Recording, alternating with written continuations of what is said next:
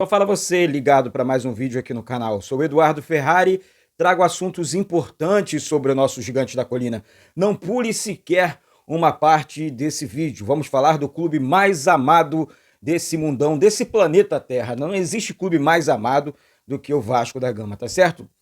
Mas antes eu peço humildemente a sua inscrição, é de graça. Aqui embaixo tem um botão escrito inscreva-se. Cola o dedo nesse like também. Acione o sino das notificações e faça parte dessa nova história da gente falar do nosso Vasco. Não esqueça do seu like também. Seu like ajuda e ajuda demais aqui no trabalho do canal Vasco Connect. Eu vou falar porque tem saída cavada no Vasco. Preste atenção nesse assunto. É assunto importante, é assunto sério. Vou falar sobre o histórico de confrontos entre Vasco e São Paulo. Vou falar sobre essa questão envolvendo a 777, o Vasco, muita gente batendo, falando, muita gente, são muitas opiniões diferentes. Tirando as ofensas, as opiniões são muito bem aceitas e serão sempre respeitadas aqui. Quero falar sobre o time do Vasco, esse time que como eu escalaria, como eu enxerguei o Vasco nessas primeiras rodadas.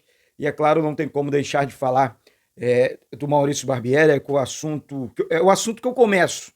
Por quê? Quando eu digo aqui saída cavada, tem muita gente cavando a saída do Maurício. Tem que sair, tem que não sei o quê. O Vasco vai trazer o Guardiola? O Vasco tem...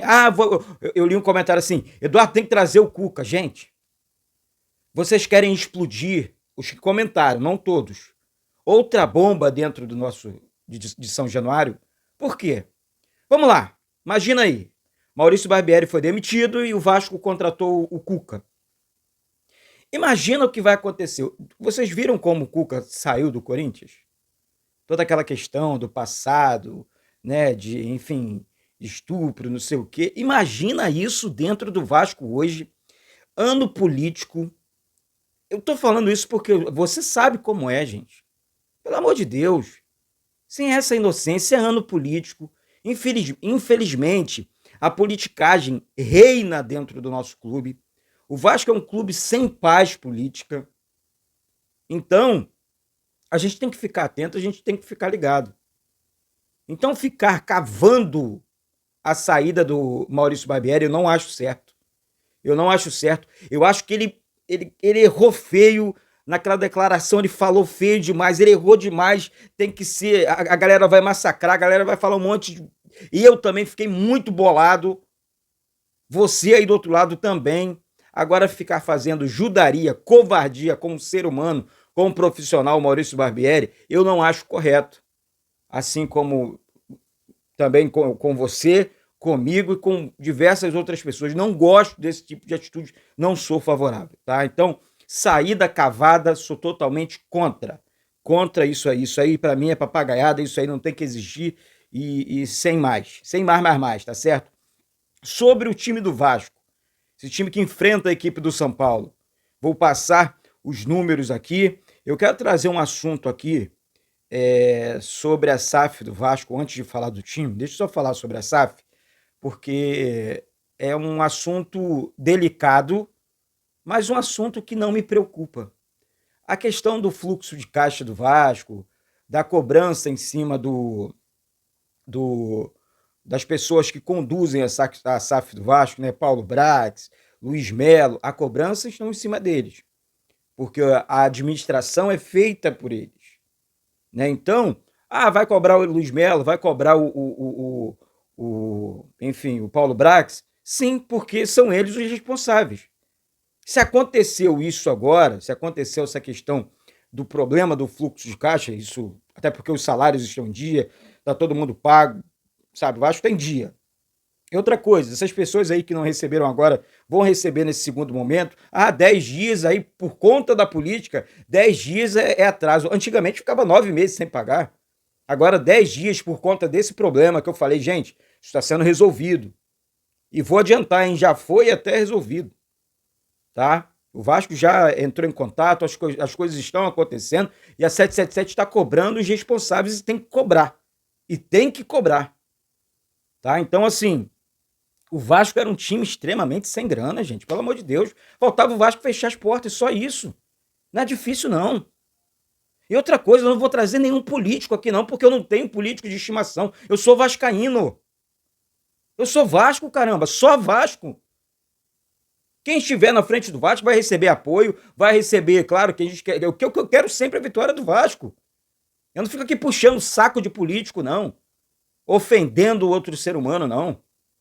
Eu só quero que o Vasco vença, que o Vasco volte a conquistar títulos, só isso. Essa é a visão aqui, e essa é assim o canal Vasco Connection. O canal foi criado para isso, pela madrugada. Então, essa situação, adianto para vocês aqui, vocês vão escutar muita besteirinha na internet, vocês vão ver muita besteirinha, mas não caiam nessa. Aqui é um, tipo, né, não é conselho, né? Eu não vou cair nessa, porque eu já enxerguei, eu já apurei algumas questões, sei que isso vai passar, sei que isso aí aconteceu sim, isso é sério sim, mas eu já sei que, enfim, já foi até corrigido, sabe? É claro que tem prazo, tem que conversar, as pessoas conversam e resolvem o problema, porque vou falar que vou continuar afirmando.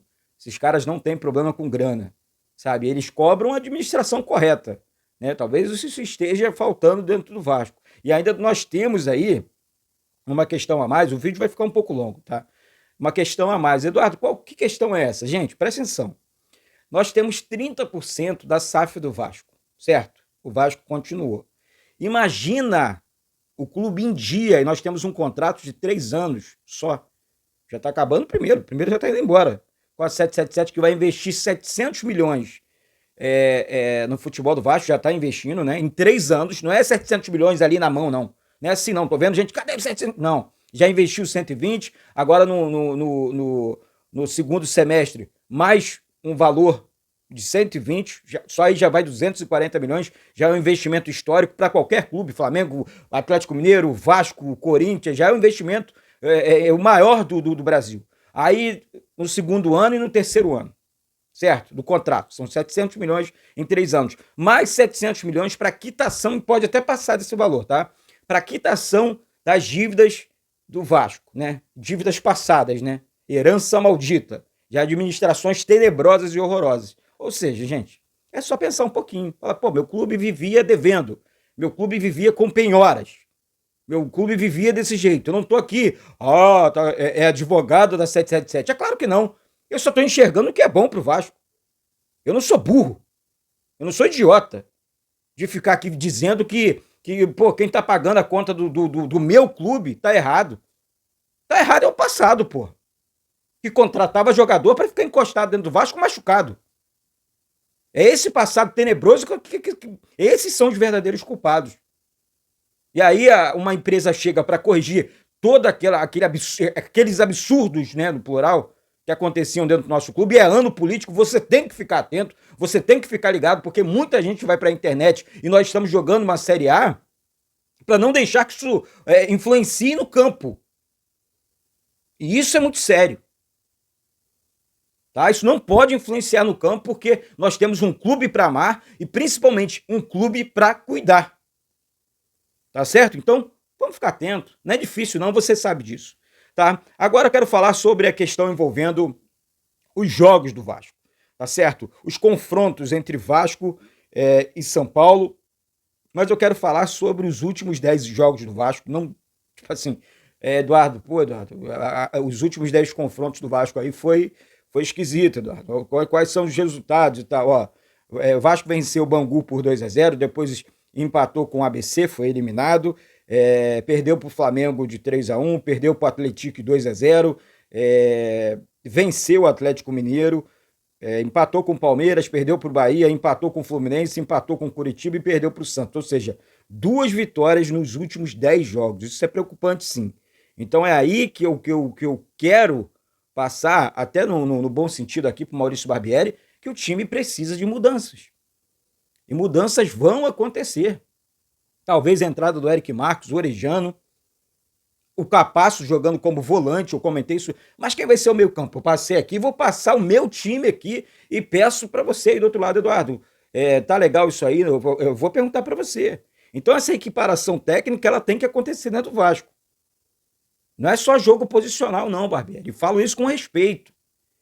É equiparação técnica, equiparação física, equiparação técnica, um time jogando para frente.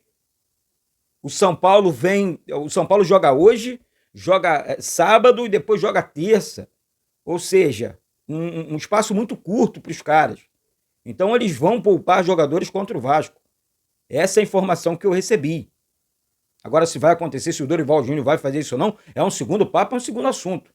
Mas independente do São Paulo, tipo, poupar jogadores ou não, isso é um problema deles. E o Vasco não tem que se preocupar com isso. O Vasco precisa buscar o jogo, o Vasco precisa vencer o jogo contra a equipe do São Paulo.